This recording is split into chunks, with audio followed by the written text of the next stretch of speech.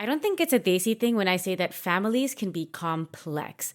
Every family looks a little bit different. And with variables like extended family, kids, exes, things can get really messy. And everyone has their own story to tell. Today, I have found desi stories from real people on Reddit who are looking for internet's judgment on whether they are the a-hole. We are going to talk about in-laws, we're going to talk about divorce, and we're even going to talk about religion. So today's masala is about to get kaaram, that is spicy in Tamil.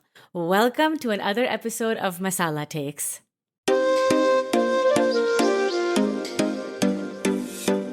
Welcome to Masala Takes.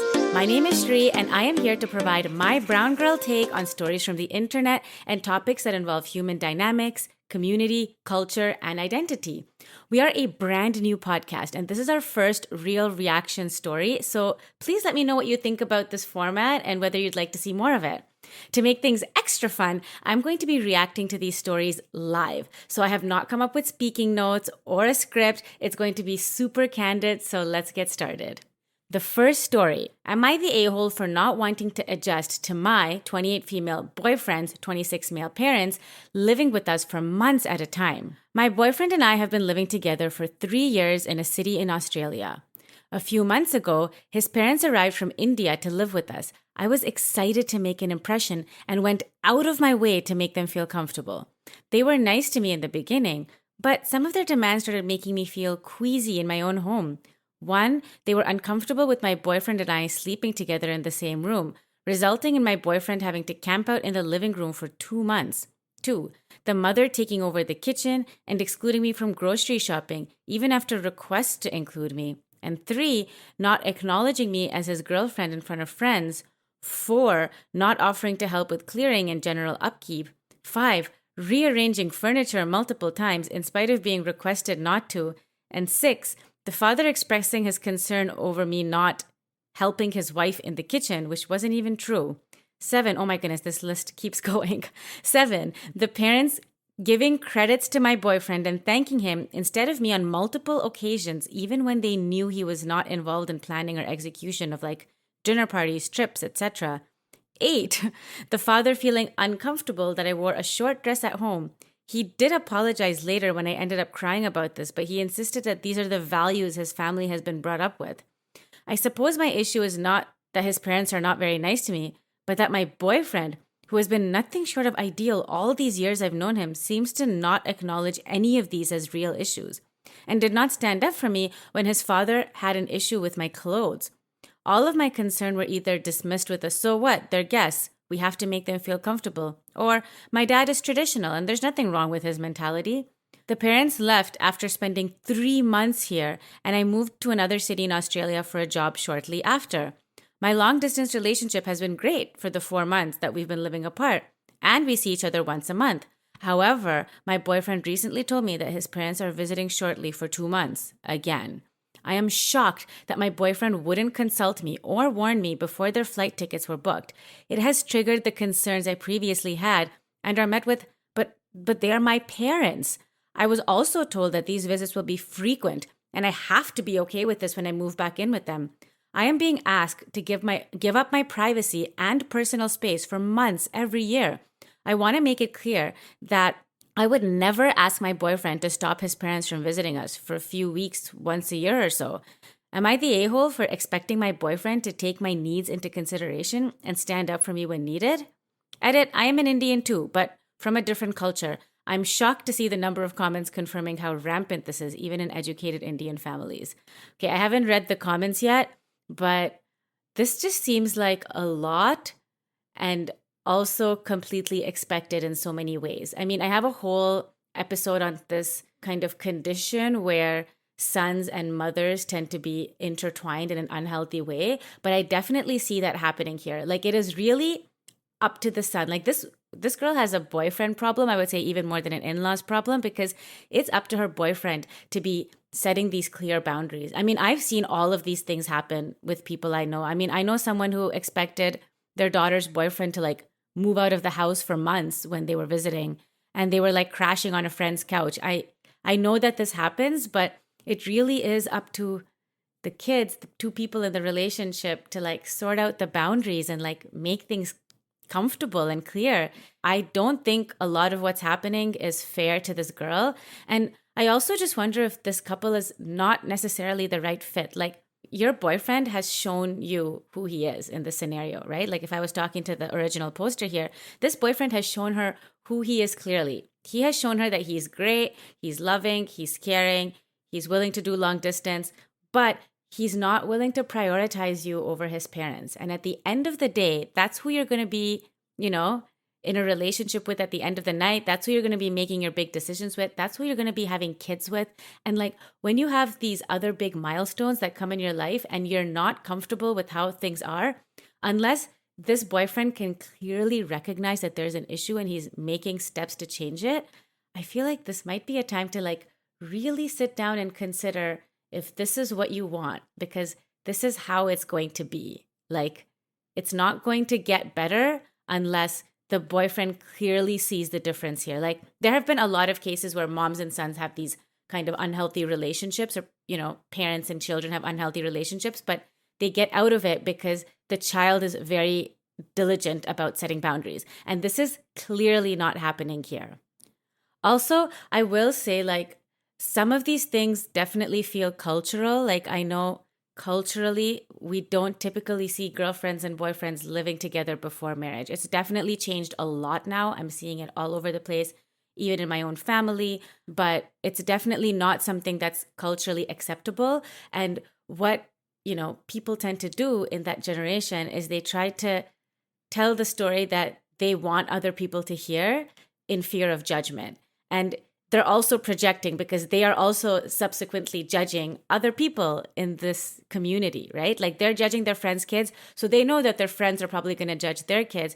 And what ends up happening because of that is, like, everybody has to keep up this fake level of upkeep to protect their own kind of feelings and emotions and sanity and, what other people think about them, which is so important, generationally and culturally.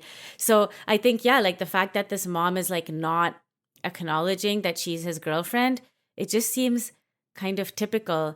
But it doesn't mean that it's something that you have to accept. Like, just because this is something that happens in Indian families, I think we need to stop excusing the fact like, oh, they're old, they don't get it, that's just what they think.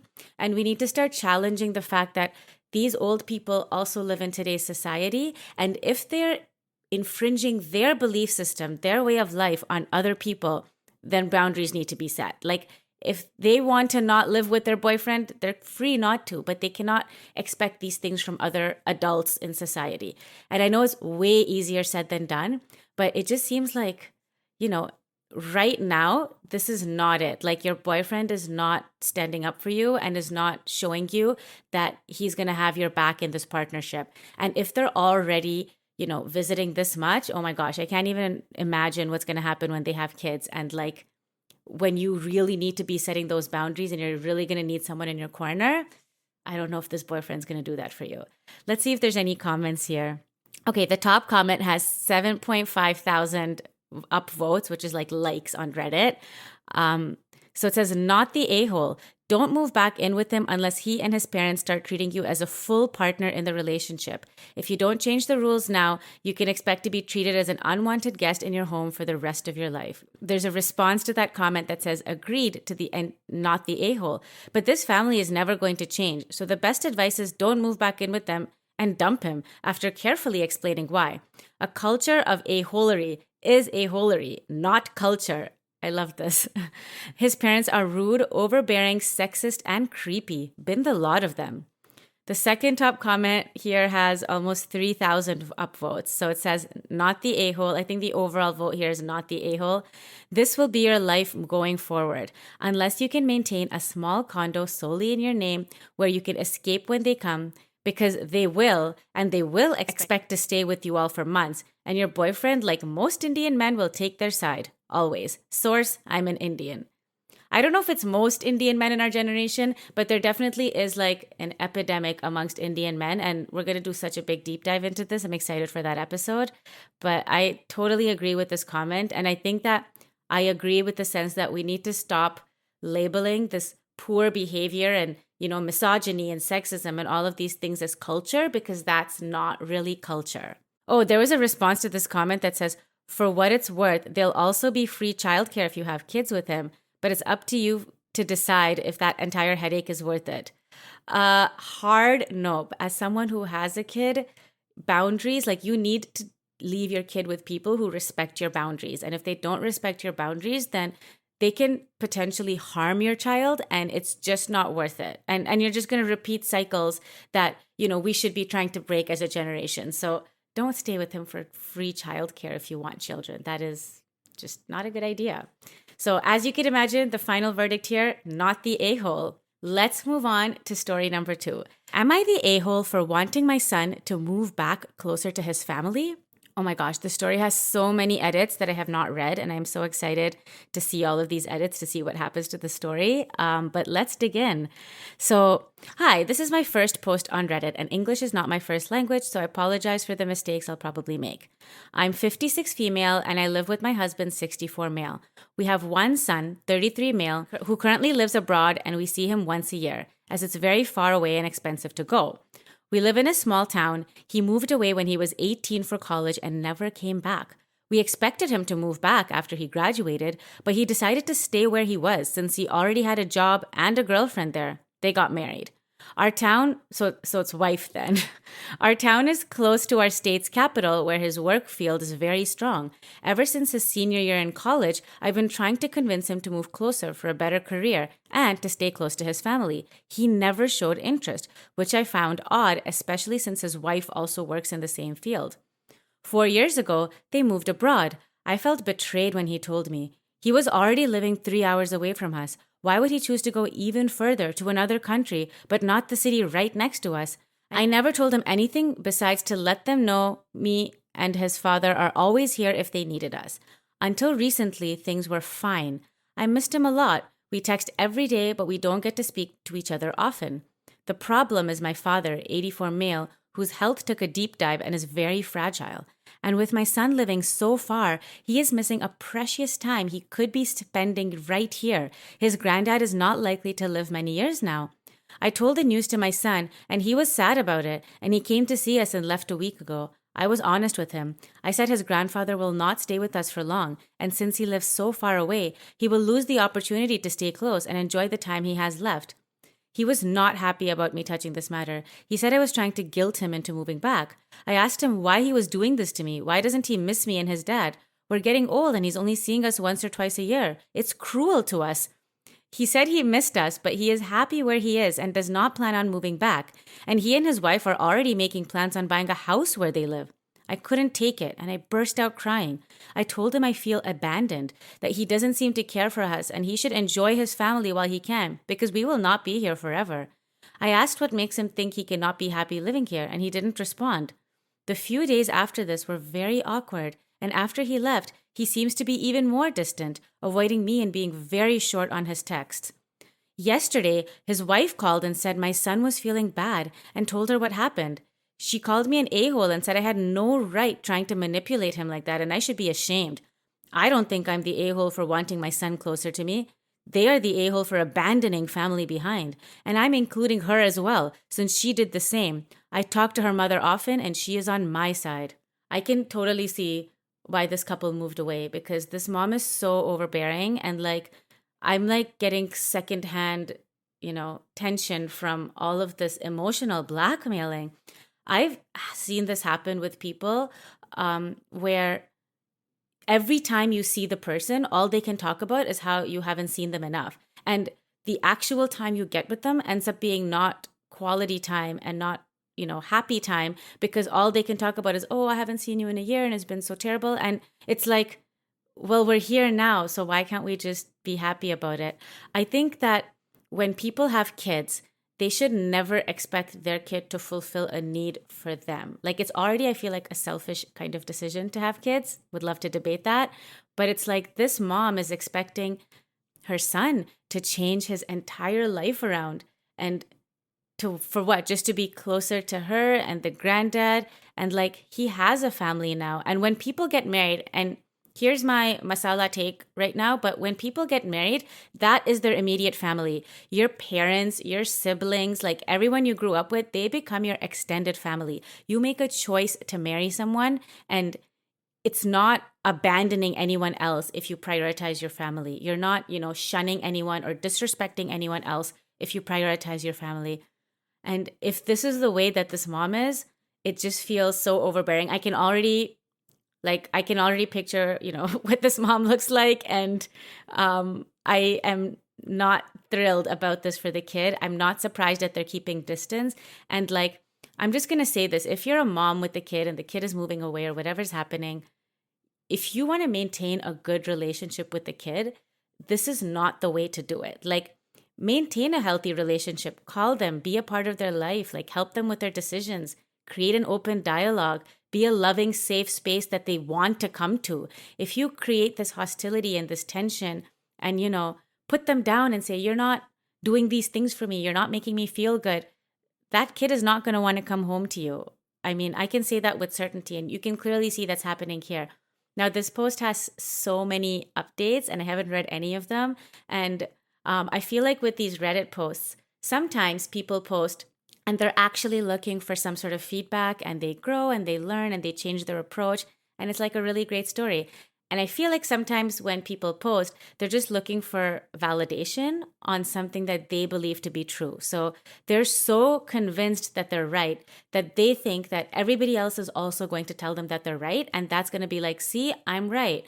And I wonder what kind of mom this is going to be. My initial guess is the latter. So let's see. I'm being so judgy here because it's just something that I've seen happen to so many people I know. And it's so hard for a kid to go through that with their parents, where they feel obligated to maintain this relationship. And it's also sad at the end, because I feel like if they do maintain this relationship with their parents, it's not one based on mutual trust and love and understanding. It's one based on oh, I have to call my mom because I have to call my mom. And it's just sad for everyone all around. And I really wish that people would see this mentality for what it is. So I completely understand it's probably so hard as a mom to watch your kid move away and have this other life and and maybe you didn't set yourself up, and maybe you're not super connected to your husband anymore. I don't know what's going on in this person's life. I can see that it could be so hard, but there's just a way better approach to deal with it. So in this situation, my personal vote is you are the a-hole in the situation, and I'm kind of with the wife here. Let's read some of these comments. Oh, wow. The top comment has 10,500 upvotes. So you're the a-hole, not for feeling sad that your son lives far away, but for constantly trying to guilt him into moving back when he has made clear that that's not going to happen. Adults get to choose for themselves where they want to live and what career they want. Your son is not required to move close to you. The second top comment says, agree, the guilt trips aren't helping. OP, original poster, I've lived in a different country from my parents since 2014. One of the reasons I had a desire to be so far away is that I had healing and growth to do away from my parents. My parents are lovely people, truly, but there were some dynamics in the family that were unhealthy for me. This is true, right? I think people tend to move away, or they need to move away to kind of find themselves and find their growth, especially when you have, parents that are very involved and very loving. It's kind of hard to find yourself in that. So it says, being further away has helped me be able to understand myself, the world, and shake off the family-defined version of me that I felt was inaccurate. It's taken a long while, but I'm at a better place with my parents than I've ever been. I feel like they see me more clearly now, and our relationship is more honest. We actually enjoy each other's company. Absence makes the heart grow fonder, and all of that. So the original poster here, the OP, adds an edit. So it says, I just want to add some more information. 1, I'm not asking my son to sell his happiness to be by my side. I just can't see why he needed to be so far away, while he and his wife could have wonderful careers around our area. They could earn more money and stay close to family. It's illogical for me to think about anything else. Number 2, some are under the impression that I gave up my life to become his mother, and that's not true. I had my own career, and a good one. I worked hard to give my son the best I could. I retired 6 years ago. 3, I realize this is a very strong cultural background where we come from. Family is expected to stay close. My son was the first member of my family that decided to move somewhere far away. That makes visitations once every 2 weeks or even once a month impossible to do so. 4, I don't expect to be taken care of when I get old. Me and my husband have already talked about this, and unless my son wants to, we will not ask him to take care of us. 5, just to clarify, I'm not Indian. Wait, what? Okay, I was for sure when I read the story, I was like, this has to be a desi story. Okay, well, desi-ish stories. We're just going to change the branding. I swear this was an Indian story. Okay. While I love India and I have been there once with my husband, I just want to clarify that I'm South American and my son currently lives in North America. And I think I'm getting it. It's really cultural. I guess, the one thing that's interesting is I say that I'm sharing the desi perspective, but I feel like a lot of immigrant communities actually have very similar cultural things, especially when it comes to family values. So yeah, I think Latin South American culture could mirror Indian culture so closely that I was for sure this was an Indian story. So look at that. This is a wide reach podcast. So the second edit says, most people here seem to be from the USA, and I understand it's really normal for families to be separated after children move to college, and they see each other just once a year at Christmas or Thanksgiving. I was raised to believe that families should stick together. I raised my son to have the same values, and I expected him to keep this tradition. But he has broken it. It's not his fault, but I'll never understand his decision. Okay, this mom is really doubling down here, and she's just not getting it. Like, I completely understand that this mom has very different family values, but you cannot expect your sons to grow up and have the exact same values as you. Like, I'm pretty sure if she reflected on her values versus the values of her, elderly father who's living in her home, they're going to be different values. People evolve, and we cannot expect ourselves to be the end of the evolution. Like, my child is going to have a completely different outlook on life from me. That's how the world progresses. Oh my gosh, the doubling down though, this is so much. Okay, another edit. I realize that I will never understand my son's motivations to move away, and I will also never understand why he broke free from our culture of family closeness. No, I am completely unable to see the world how he does, and I just have to accept it.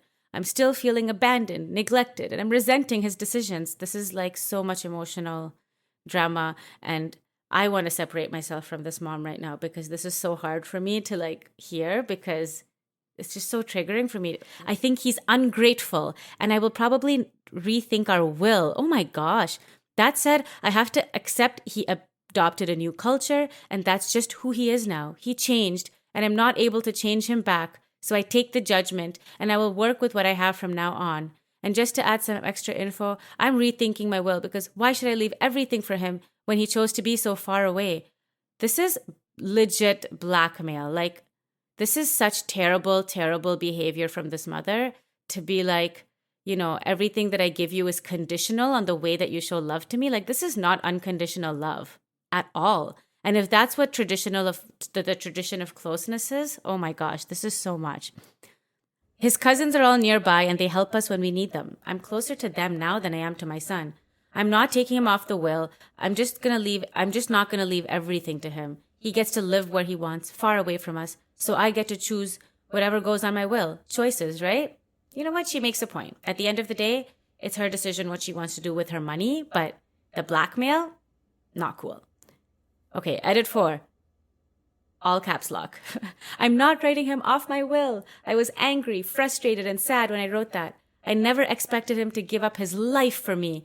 That's all I want, is my son to be close to his family. That's it. I don't know why it's so difficult for you people to see my point. My son has everything he could possibly need to be successful and stay close, but he chose to move to another country. How am I supposed to feel?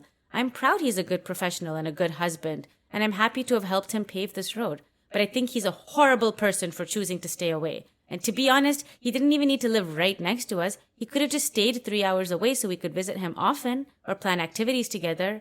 All you people saying it's his decisions, his life, his choices. I get it. But how is it so easy for all of you to dismiss where I'm coming from? And then she just keeps going with why did he need to go to another country? Oh my gosh. Okay, this is a lot. Oh yeah, he never starts conversations. I'm the one who sends texts. And if I don't tell him the news about his relatives, he doesn't ask. How am I not supposed to feel abandoned? Okay, so obviously, the overall verdict here is a-hole. I mean, initially I did have a little bit of sympathy for this mom to be like, I get where she's coming from. This must be really hard from her to lose, that close relationship with her son. Her son has grown up and has slightly different values. And it's probably hard because she mentioned that he's the only kid in their community that moved abroad. So she gets to watch all her friends and her cousins and her siblings have these close relationships with their sons that she doesn't get to enjoy. And I think it's probably coming from a place of like deep insecurity and deep jealousy.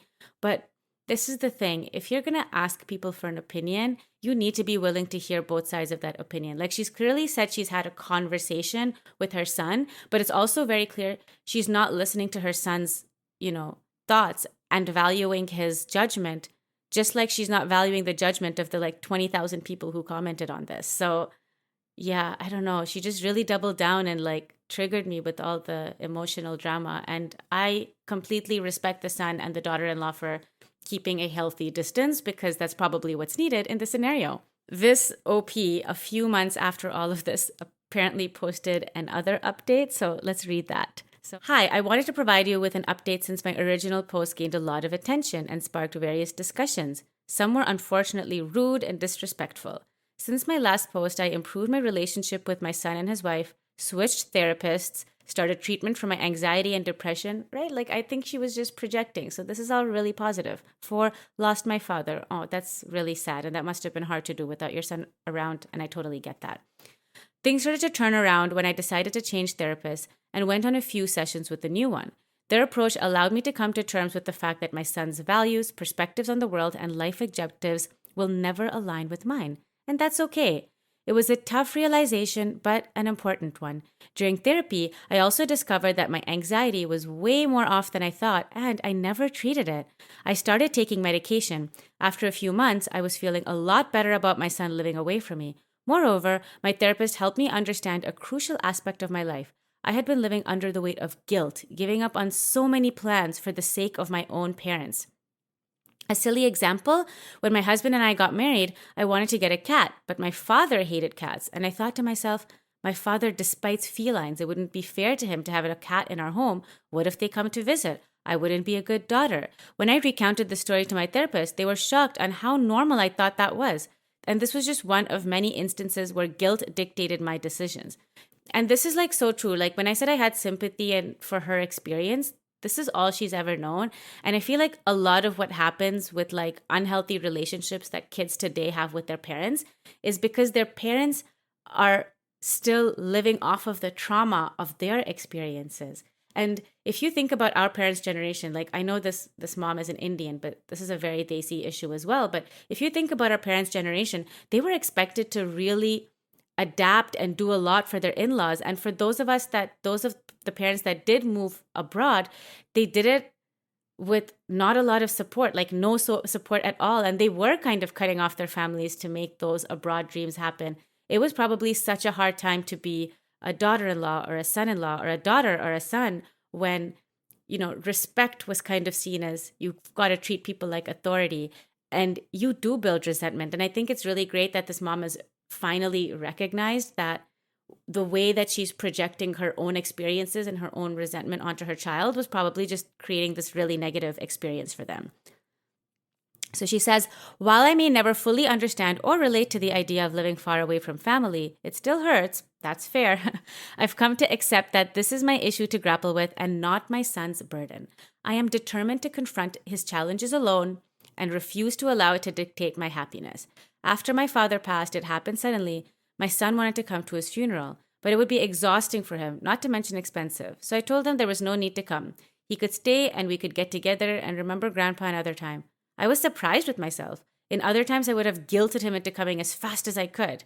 In conclusion, I want to thank those who were respectful for the wake-up call and on the discussions that unfolded from my initial post. It has been an enlightening journey of self-discovery and growth. I'm committed to continuing my progress and learning how to prioritize my own well-being while respecting the autonomy and choices of those around me. Can I just clap? A moment? Like, I think it's so hard for people to change their viewpoints, and the fact that this mom did it like so late in life after being so determined and doubling down on what she thought her son should be doing, this is a testament to show that anyone can grow and anyone can change and everyone should have a good therapist. That is that story. That was a roller coaster, but what a great ending. What a great story. So let's move on to story number 3. Am I the a-hole for refusing to hide my religion from my daughter? I'm going to say, no, you are not. But let's read the story. I need more context. I, 49 male, and am happily married to my wife of 24 years, 49 female, and I have a daughter, 22 female. My wife and I are both Hindus, growing up in very religious families, which we tried to carry on at home with our daughter.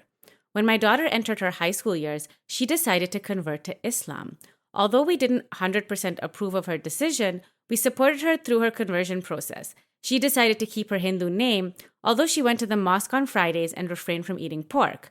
When she went off to college, we kept close contact with her, talking with her as often as possible. About a month ago, she legally changed her name from Devi to Fatima without telling us.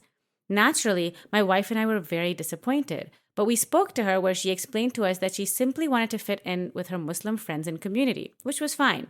A short while later, she told us that she actually changed her name so that she would be accepted by her new boyfriend's ultra-conservative Muslim family. My wife and I were previously of the circumstance that caused her to change her name, or even the fact that she had a boyfriend. She explained that her boyfriend Salim came from a very strict and conservative Muslim family still living in India.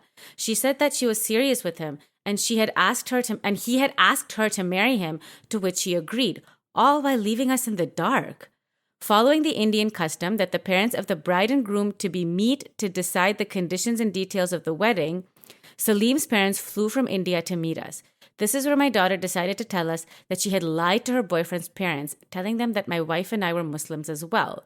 She asked us to move all of our Hindu idols, pictures, and anything Hindu from our home into a closet where her boyfriend's parents couldn't tell that we were heretics, as she said. She also asked my wife to remove the bindi from her forehead, which is considered a grave insult in our culture.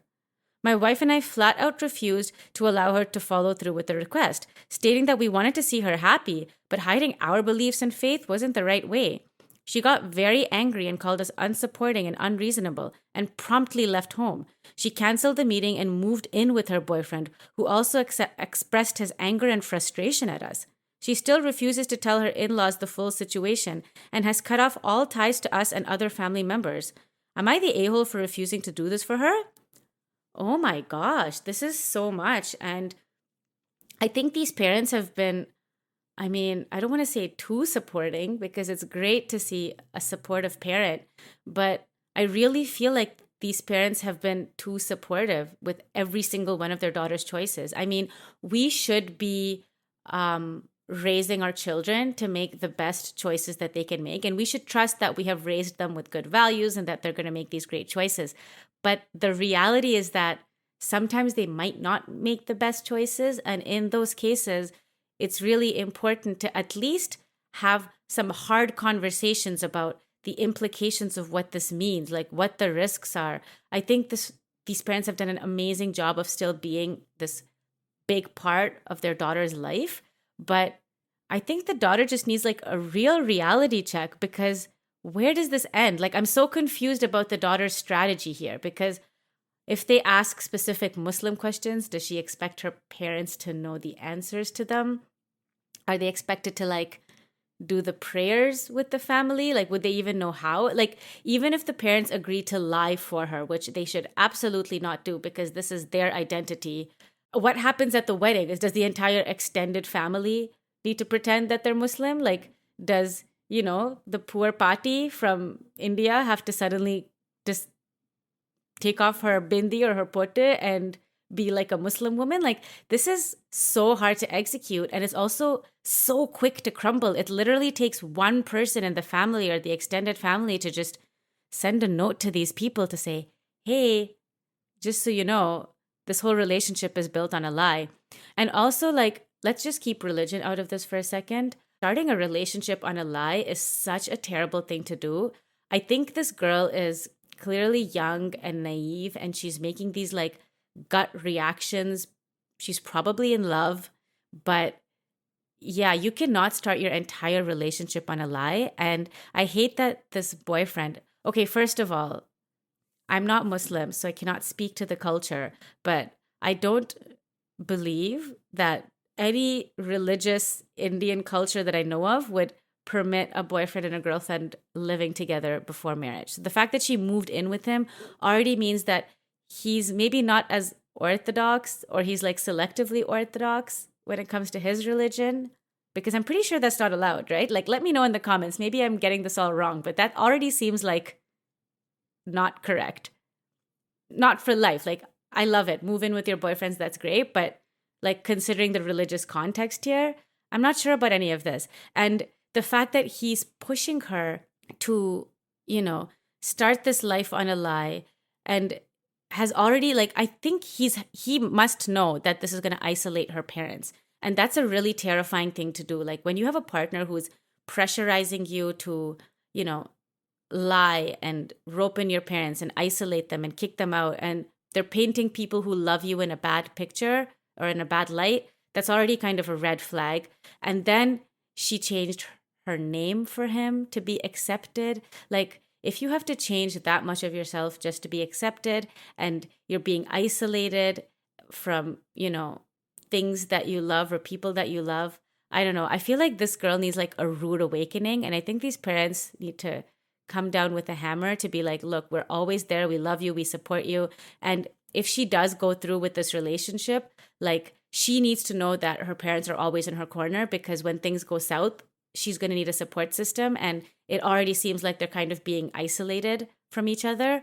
But at the same time, I think in a respectful way, without attacking this girl's choices because she's in love and she's making these choices because she believes they're correct, I think the parents need to sit down and just be like, what's the game plan here? What happens in this scenario? What happens in that scenario?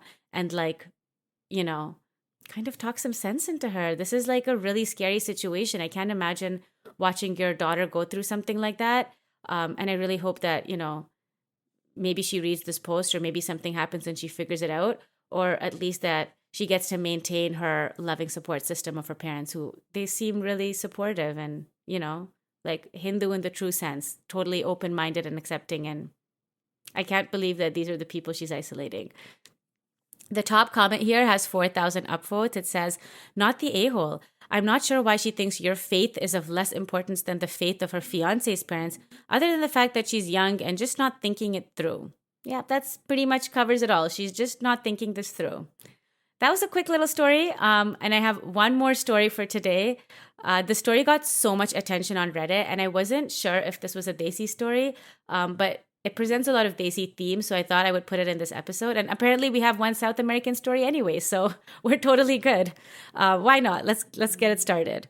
Am I the a-hole for begging my girlfriend to uphold a sexist tradition just so she can make a good first impression? I have a big family that's incredibly close. We have big family dinners every few months where we all meet my great-grandfather's estate and eat together. Typically, how this works is that the women go cook for the time that they're there and the men don't, which I am fully aware is sexist as hell. That being said, I'm one of the youngest people in my family, and my protests mean literally nothing. Some of those women choose not to cook. However, this is usually met with a level of ostracizing. The women who don't cook are live-ins and long-term girlfriends, so they kind of already have a good family relationship doctored in. When I have seen new partners not cook, it's gone bad, like completely ostracized, not speaking, cattiness, rudeness, etc. This dinner will be in 2 weeks, and my girlfriend was asked if she would attend.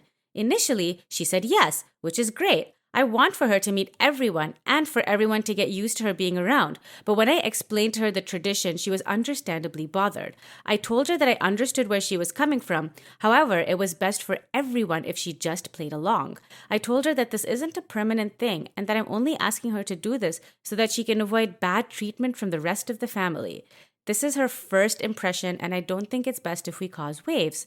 She told me that it's unacceptable and that if she has to do that, she will not be going. I've tried to find a compromise with her on this, but she won't budge, and she's pissed at me.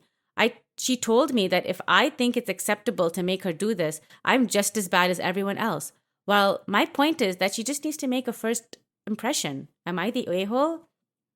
So here is my thought.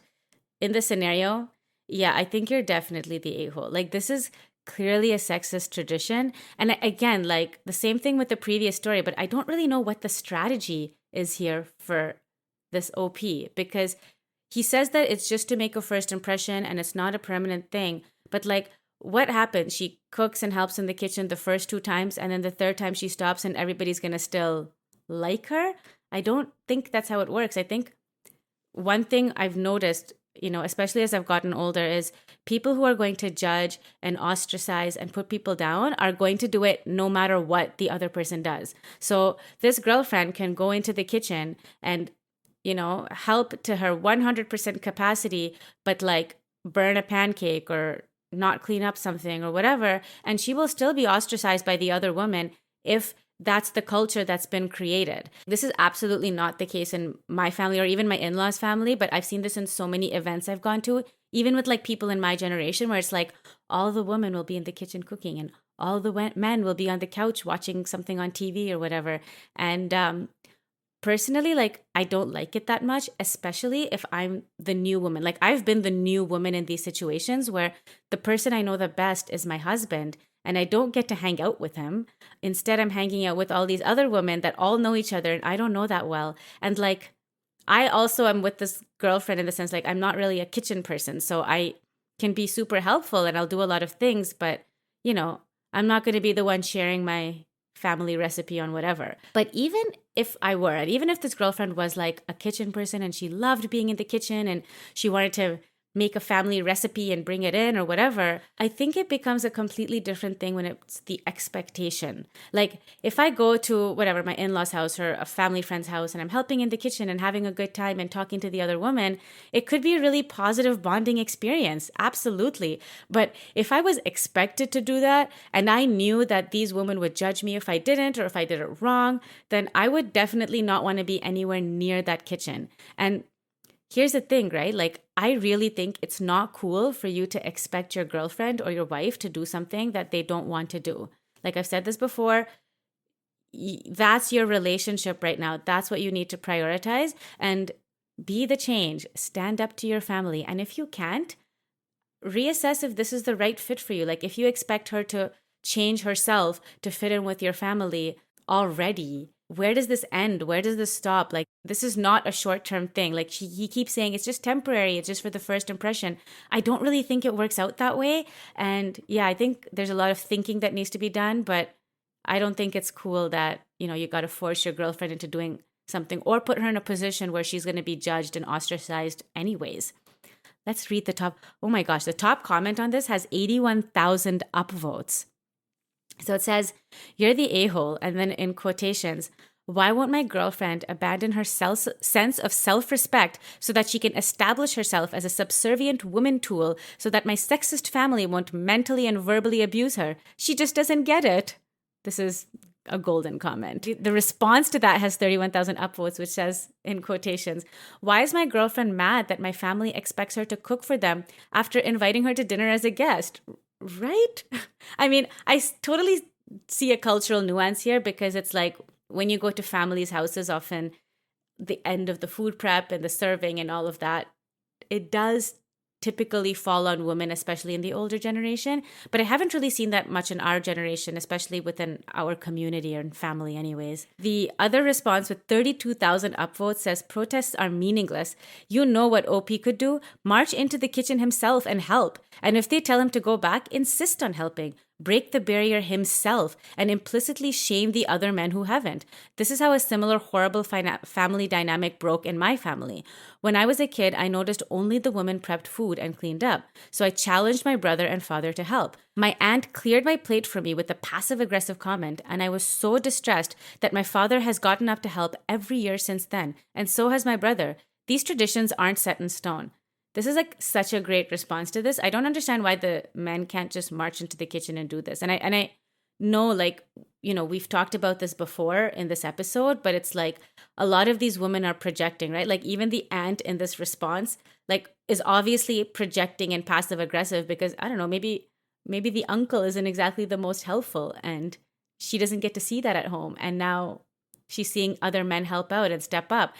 But that's what's needed to create the change, and creating any sort of change can be uncomfortable, but it's possible. And we need to stop branding, sexism as tradition. We can really decide what true tradition is, what our true traditional values are, and then what we need to evolve and change in the new world. Like, that's not a tradition. That's just sexism and misogyny wrapped up in a cute little package so that it can continue on for longer. And I don't think that's the most healthy. And other top comments has 35,000 upvotes. This is such a popular post. It's insane. So here's an excerpt from the comment. It says, I can tell you exactly why the women in your family resent the other women who don't labor in the kitchen with them. It's because they want that freedom to relax a little too, and they're jealous. My best recommendation is for you to take your girlfriend to the kitchen, have her sit down and chat with your family, and you do the dishes and prep work. This way she's not trying to socialize without you, her safe person being around, and her share, although she should not have a share of the work, is being covered by you. I can't believe you have to have this spelled out for you like this, but you're the a-hole if you ditch her in the kitchen to work with strangers while you wander away to go have some fun with your male relatives without a care in the world. The original poster posted a couple of comments here, and some are relevant-ish, so I'm just going to read them. Okay, so he does clarify that he's Lebanese. So again, not desi, but you can definitely see some of these similar cultural values and similar family structures across so many different ethnic groups. So one of the comments says is, she made me go on a hunting trip with her father and brothers because she thought it would be bonding, even though I really didn't want to go, and I don't like needlessly killing animals for sport. I was willing to put up with that because I knew it would help me integrate into her family. Okay, so like both of them are wrong then. I don't think that she needs to be in the kitchen, and he definitely does not need to go hunting. Sometimes I like read these stories and I'm like, are these two people just not a good fit? Like they have such clearly different family values, which is not a problem inherently if they're willing to work together to figure out what their family values are. But if they're expecting the other person to fit in with their now extended family values, I don't know, it just doesn't seem like a good fit. Another comment says, it's not about hands in the kitchen, it's about appearance. And I just need her to appear okay with this once or twice so she can quit without damaging how my family sees her. I don't know why he thinks that once she quits, it's going to suddenly change the family opinion. That doesn't make any sense. I'm asking her to do this at most twice. This doesn't make sense. So she can make a good impression and people will like her. Okay. None of this makes sense. I am going to stand on my final rating of a-hole for this person. And I hope that, communication. I think that's the big takeaway. Communicate with your partners. Your partners are your new family. You've got to stand up for them and you've got to maintain healthy boundaries. So that is today's episode on all things family dynamics. Let me know what you thought about this format. Did you want more stories, less stories? Was this too long, too short? Like, we want to hear all the feedback. It is so important because we are a brand new podcast and we are evolving. So we really appreciate it. Your engagement is also so important to me, especially at these early stages. So you can find us basically everywhere. We are both an audio and a video podcast. So find us at Masala Takes and like, comment, share, just watch it, listen to it. All of these means so much to me and we really appreciate all of your support. Tune in next week for another episode of Masala Takes. See you then. Bye.